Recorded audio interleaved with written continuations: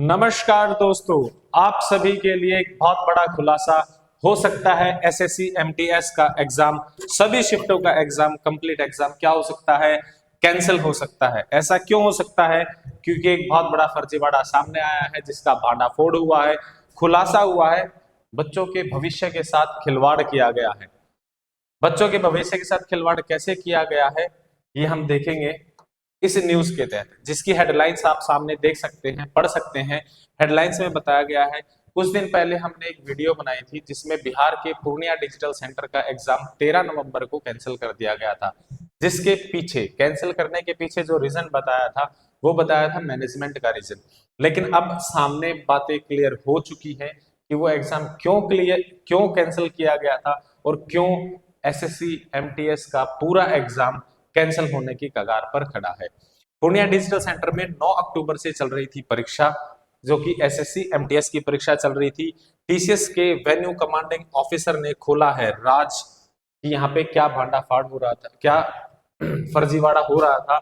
एक फर्जी अभ्यर्थी के बदले उसे मिलते थे 80,000 रुपए। उन्होंने अमाउंट का भी खोल किया है कि उन्हें कितने रुपए दिए जा रहे थे। आगे हम देखते हैं, पूर्णिया डिजिटल सेंटर को किया गया था मैनेज। उड़न दस्ता टीम की भूमिका भी संदेह में है। परीक्षार्थी को पास कराने के लिए 10 लाख रुपए में डील की जा रही थी, यानी 10,000 रुपए लेके आओ और नौकरी लेके जाओ। अगर ऐसा ही चलता रहा तो पढ़ने वाले बच्चों के भविष्य का क्या होगा? इस बात से एकदम बेफिक्र इन लोगों ने ये फर्जीवाड़ा किया है।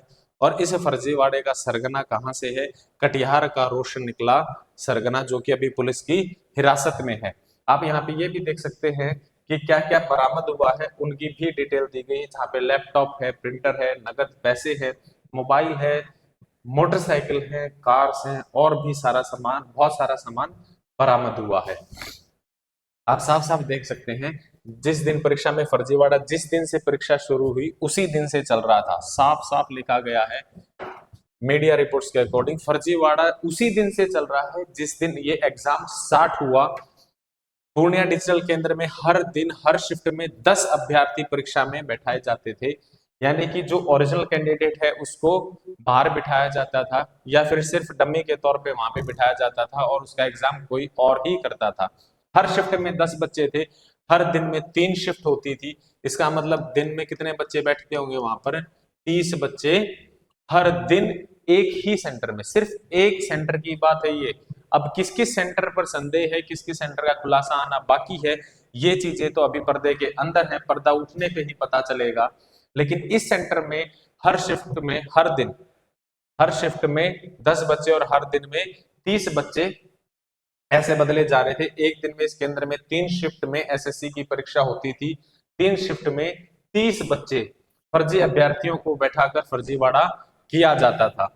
आगे आप देख सकते हैं, केंद्र के संचालन करने वाली टीम एजेंसी यानी टीसीएस के venue commanding officer Aditya Kumar Aman, जो कि अभी पुलिस की हिरासत में, इनसे पूछताछ पर ये चीजें उजागर हुई हैं।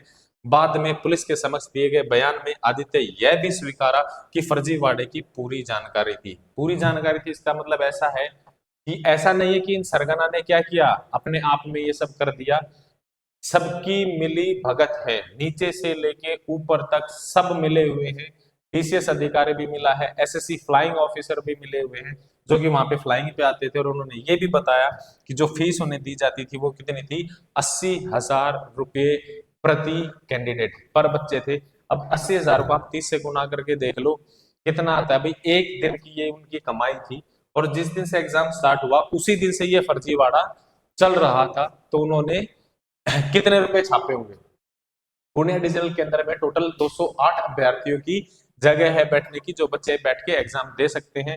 लेकिन एसएससी ने सिर्फ 190 बच्चों को अलाउ किया, 190 छात्रों की शिफ्ट को अलाउ किया कि आप कितने बच्चों का पेपर ले सकते हैं? 190 बच्चों के। यहाँ पर परीक्षा कब से स्टार्ट हुई? 9 अक्टूबर से परीक्षा स्टार्ट हो चुकी और 13 नवंबर को जब लास्ट डे था उस दिन इस फर्जीवाड़े का भंडाफाड़ हो गया, भंडा फूट गया इसका। ऐसा कैसे हुआ ये भी इसमें बताएंगे कि डेली हर शिफ्ट में वो 10 छात्रों को बदलते थे। कितने परीक्षार्थियों को बदलते थे? 10 छात्रों को बदलते थे। आखिरी दिन में लालच बुरी बला है, लालच के चक्कर में उन्होंने ज्यादा बच्चे बदले, और उसी चक्कर में क्या हुआ, इनका पर्दाफाश हो गया। 11 दिनों तक इसमें एसएससी का एग्जाम हुआ, 11 दिनों तक इसमें एग्जाम लिया गया।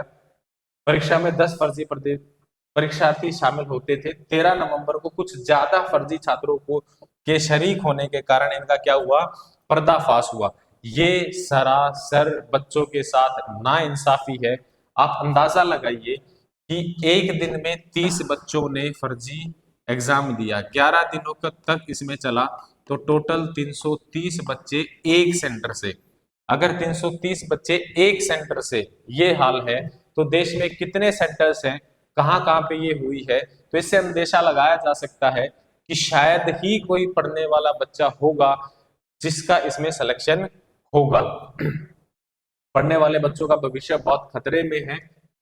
तो भाई इसके ऊपर भारत सरकार से मेरी भी विनती है, हम सब की विनती है कि इसके ऊपर सख्ताई बरती जाए और इन बच्चों को इंसाफ दिलाया जाए जिनके साथ ये धोखाधड़ी हुई है, जो पढ़ने वाले बच्चे हैं, जो पढ़कर दिन रात मेहनत करके एग्जाम दे के आते हैं।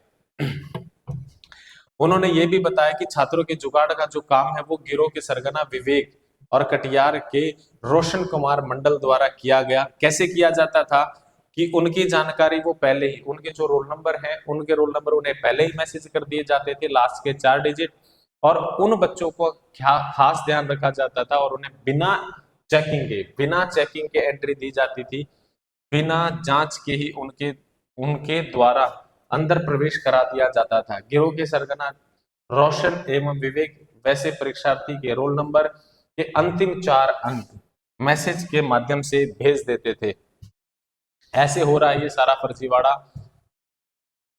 तो मेरी भारत सरकार से ये अपील है, दूर से अपील है कि इन मामलों में थोड़ी सी सख्ताई से पेश आए। बच्चों का भविष्य जुड़ा हुआ है इससे। ऐसे सारे अपडेट्स के साथ आप हमारे साथ जुड़े रहिए। धन्यवाद। जय हिंद, जय भारत।